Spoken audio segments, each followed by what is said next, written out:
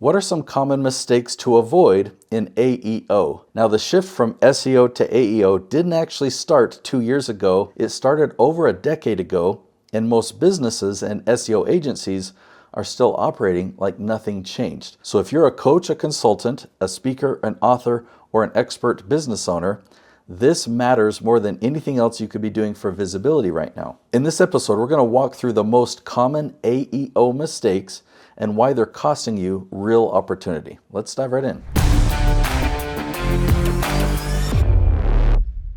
So mistake number one, which I would say is the biggest mistake that is being made universally with answer engine optimization, is that the focus is on the website. All AEO tools, or any tools with an AI focus, they only focus around your domain and your own website. And that is just a huge problem because answer engine optimization is based on content that can be anywhere that's indexed. Now, I understand why it is that way. If we rewind back 10 and 20 years ago, search engine optimization focused 100% on the website. It was based on Google rankings, and Google ranked websites. That's what was indexed, that's what was searchable. But in 2015, Google transitioned from a website search engine to a content search engine. And a term that we use today is an answer engine, right? Google transitioned to an answer engine back in 2015. When you do a Google search, you don't find a list of websites. You used to 15, 20 years ago, but starting in 2015 and still today, you'll find answers. You'll find answers in the AI overview. You'll find ads, of course. You'll find YouTube videos with answers.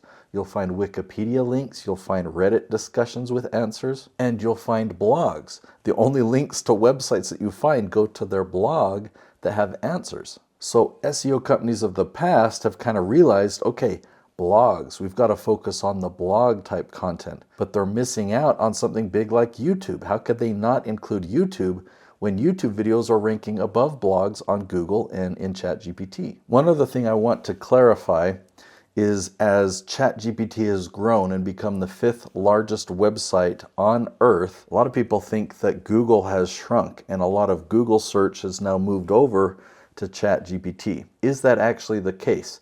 Well, it is the case that ChatGPT has grown and become very, very popular, but Google has actually grown in the last few years. So it's getting used more today than it has in the previous years. I have found that a website-focused mentality is actually a stumbling block or an hinderment or an obstacle to success with answer engine optimization. You need to have a content focus, so you focus on creating the right type of content that people are searching for, or the answers to questions that people are asking.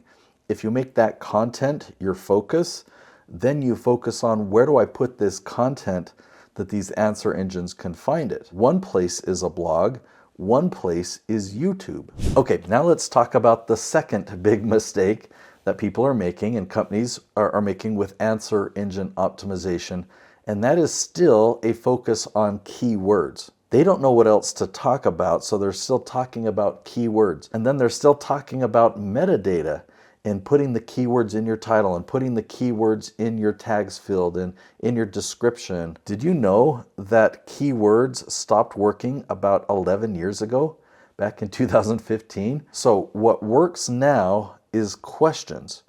And if you find a really good keyword research tool, make sure that you can search for questions and that it shows you search volume, and turn off everything else because keywords don't matter. They'll talk about long tail. Today, long tail is very, very short. If you find a question that has search volume that's getting searched 10 times a month, that's the gold.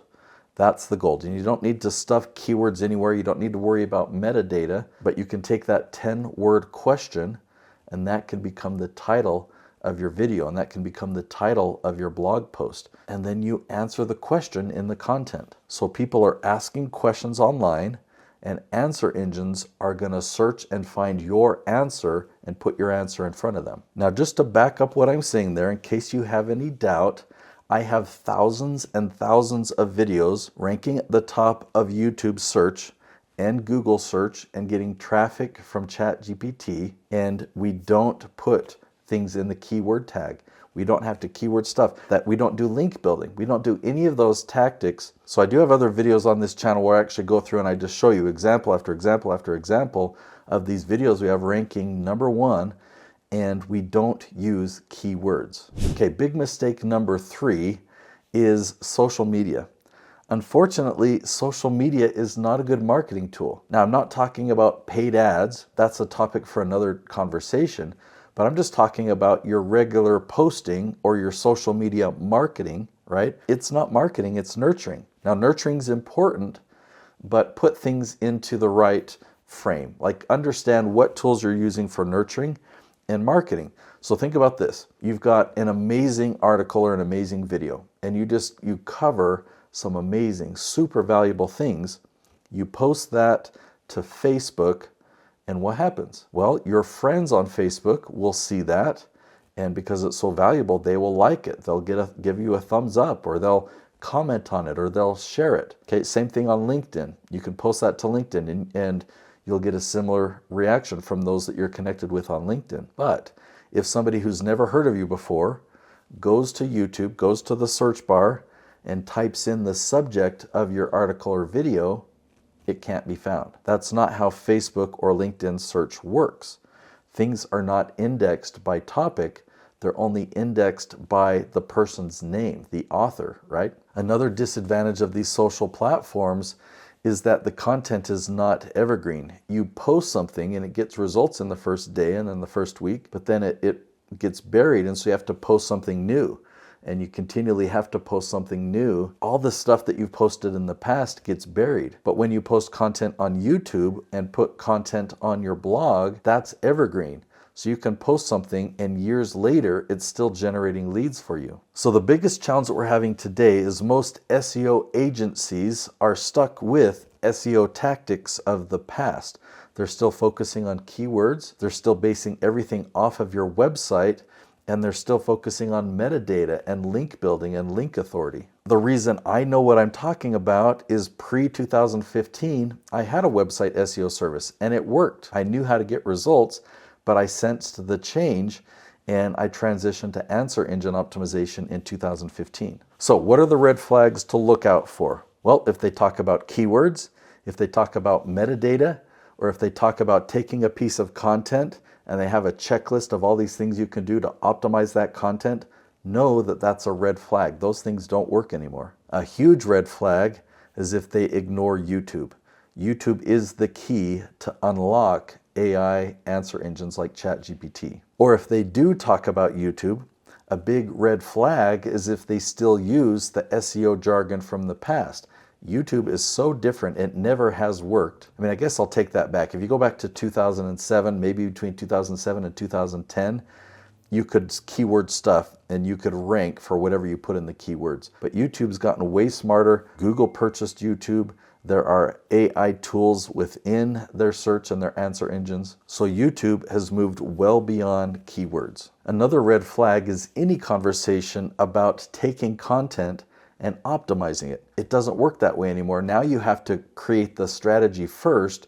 You optimize before you create the content. And that might sound crazy, but instead of taking a video or article that's really valuable and then doing SEO to it, that doesn't exist anymore. You do your answer engine optimization first, and you research and you find the niches that you want to dominate. You find the questions that you're going to answer and you map out your entire strategy. Then you create the content that matches that strategy. That is the optimization. You don't have to optimize that anymore. The content has been created for the strategy. Now, I have some very good news. Answer engine optimization is way easier than the search engine optimization of the past. I can understand why there's overwhelm, especially when there's a lot of confusion and misinformation. And so I just want to put you at ease and let you know that there really is a solution that's much easier. The shift is, instead of creating a bunch of content, create strategic content. Every piece of content that you create with a strategy in mind, and there's a reason why you're creating that content versus a different type. This is a shift away from activity to creating assets. So it's not just being busy and creating a lot of content, but actually creating long-term assets so you're building momentum. The more strategic content you create, the more lead generation you have. Now, everything I just talked about hinges on one platform, and if you want to understand why YouTube is the single most important lever for AEO and how it can unlock visibility in Google and in ChatGPT, then in the next episode that I'll link to right there, it's called YouTube is the Key to Unlock ChatGPT. If you watch that episode next, it'll connect all of this into an actionable, tactical strategy. I'll see you there.